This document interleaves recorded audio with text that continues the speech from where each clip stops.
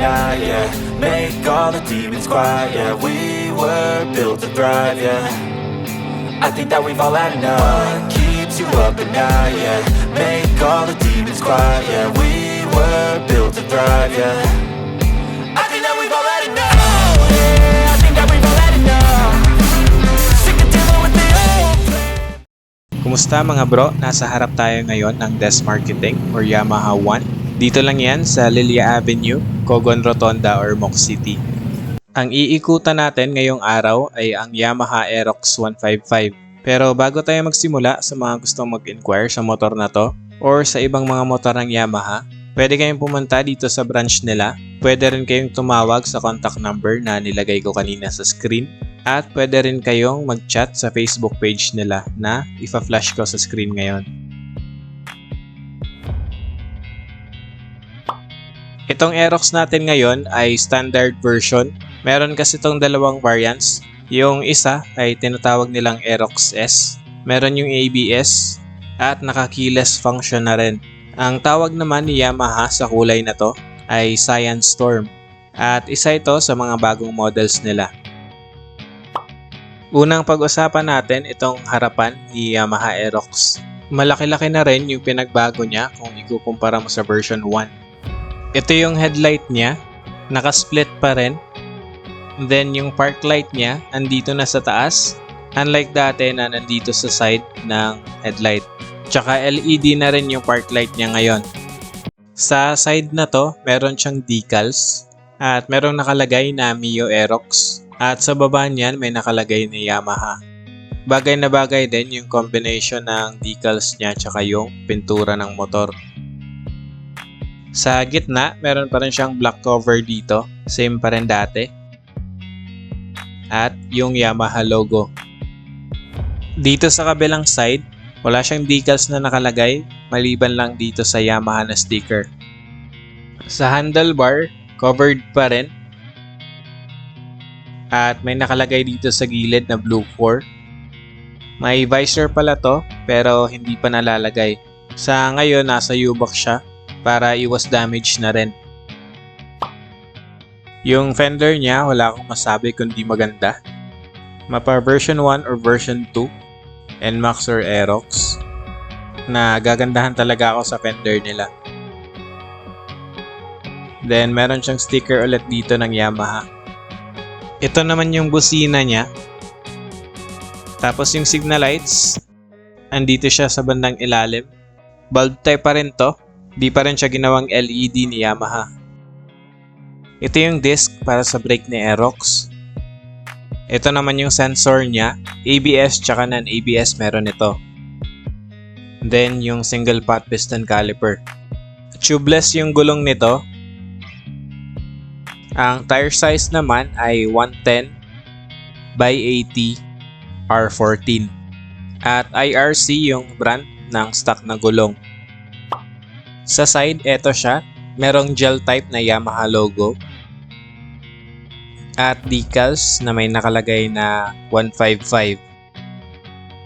Then dito sa gilid meron siya nakalagay na VVA. Ito naman yung itsura niya sa kabilang side. At dito naman tayo, ito yung stepboard niya. Side stand na equipped na ng kill switch. At dito naman sa gitna, ito yung footrest para sa angkas. Meron siyang decals dito na nakalagay Mio Aerox. Combination ng cyan tsaka orange yung kulay ng decals niya. Banda rito naman merong dalawang stripe na kulay itim. At may nakalagay na liquid cooled dito sa taas. Ito naman yung airbox niya mga bro. Nasa loob nito yung air filter. Sa baba naman ito yung crankcase cover ng CVT. So plastic lang to mga bro. Sa ilalim niyan meron pa yung isa pang cover. So ito yung crankcase cover ng crankcase cover.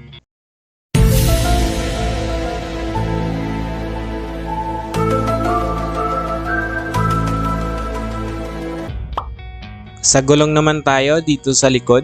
Tubeless pa rin to at IRC yung brand. Then naka-drum brake yung likod nito. Dito kayo mag-a-adjust ng brakes nyo. At dito naman kayo maglalagay ng gear oil nyo. Ang tire size niya ay 140 by 70 R14. Naka-dual shocks si Aerox dito sa likod pero hindi siya adjustable. Ito yung fender ni Aerox dito sa likod. Meron siyang reflector. Tapos dito naman yung plate number. Sa taas niyan, ito yung signal lights. Naka-bulb type pa rin to. Pero napapalitan naman ng LED kung gusto nyo.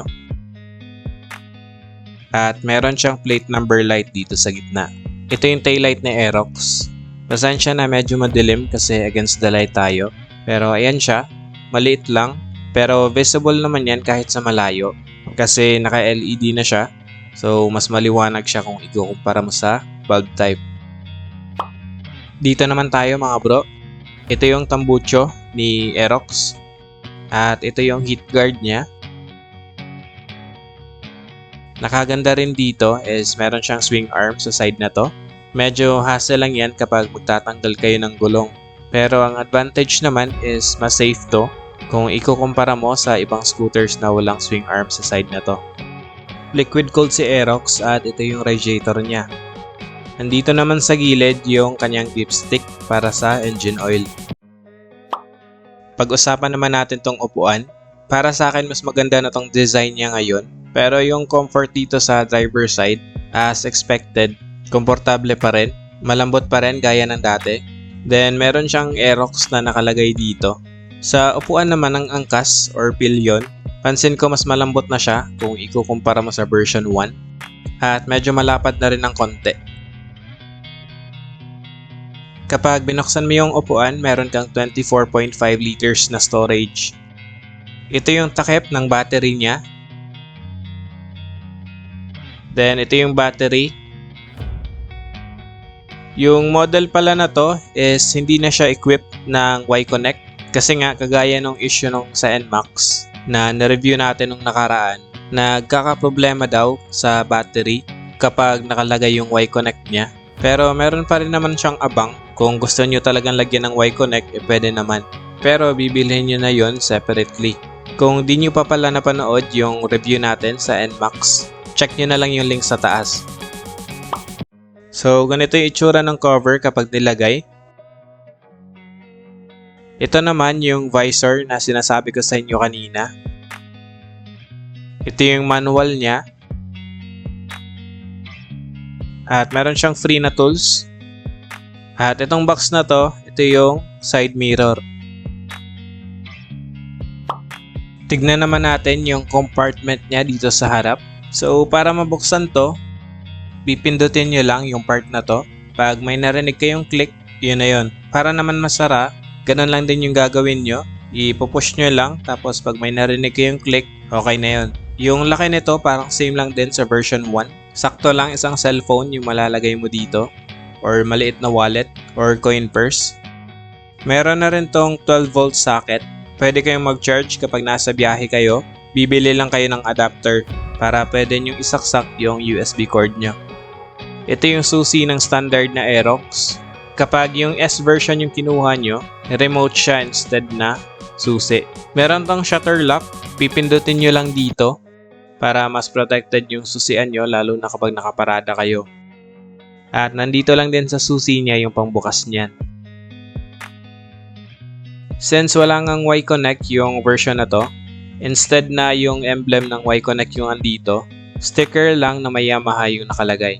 Balik muna tayo dito sa susian para mabuksan yung upuan tsaka yung takip ng gas tank ni Aerox. Itatapat mo lang tong susi niya sa open. At pwede ka nang pumindot dito sa seat para mabuksan yung upuan. At sa fuel naman kung gusto mong ma-access yung gas tank. So ayan, ito yung gas tank mo. Meron tong 5.5 liters na fuel capacity. Okay, dito na tayo sa manibela ni Aerox. Dito sa kaliwa, ito yung brake lever niya para sa likod. At meron tong brake lock or handbrake. Tapos ito, hindi to passing light. Menu button to para ma-change yung display sa digital panel niya. Ito yung high and low switch. signal light switch, yung busina, at ito yung slot para sa side mirror. Itong bar end niya pala, plastic lang to, wala siyang weight sa loob. Then ito yung hand grip niya. Yung sa akin dati sa version 1, pinalitan ko ng RCB kasi nadudulasan ako sa stock na hand grip, lalo na kapag basa and kapag tumagal na siya. Ayan, ito naman yung brake lever niya para sa front brake. Then ito yung brake fluid reservoir, slot para sa side mirror. May built-in hazard na rin pala to. Ito yung switch niya. At sa baba, ito yung push start. Naka-digital display si Aerox version 2. Pero yung mga indicators niya, nasa side lang tsaka nasa baba. Yung turn signal indicators niya, nasa left tsaka right. Then dito sa baba, di ko alam kung kita nyo sa camera pero nandyan yung high beam indicator. Yung indicator para sa radiator in case mag-overheat yung motor nyo. At yung check engine. Okay, pag-usapan naman natin yung presyo ni Mio Aerox 155 standard version. Ang cash price niya ay 123,000 pesos. Ang down payment ay 12,000. Sa 12 months, ang babayaran nyo buwan-buwan ay 11,393. Sa 24 months naman ay 6,768. Sa 36 months ay 5,226. Kapag nagbayad kayo on or before sa due date nyo, meron kayong rebate na 200 pesos. Sa requirements naman, para sa applicants, magdadala lang kayo ng dalawang 2x2 ID picture, 3 photocopy ng driver's license nyo, tagi-isang photocopy ng 2 valid ID, at LTO, client number or client ID. Para naman sa co-maker nyo, 2 photocopy ng 1 valid ID.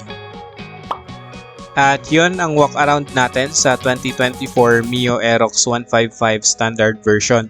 Comment na lang kayo sa baba kung anong masasabi nyo sa motor na to. At maraming salamat sa mga tumapos ng video. Yun lang mga bro, sa susunod ulit.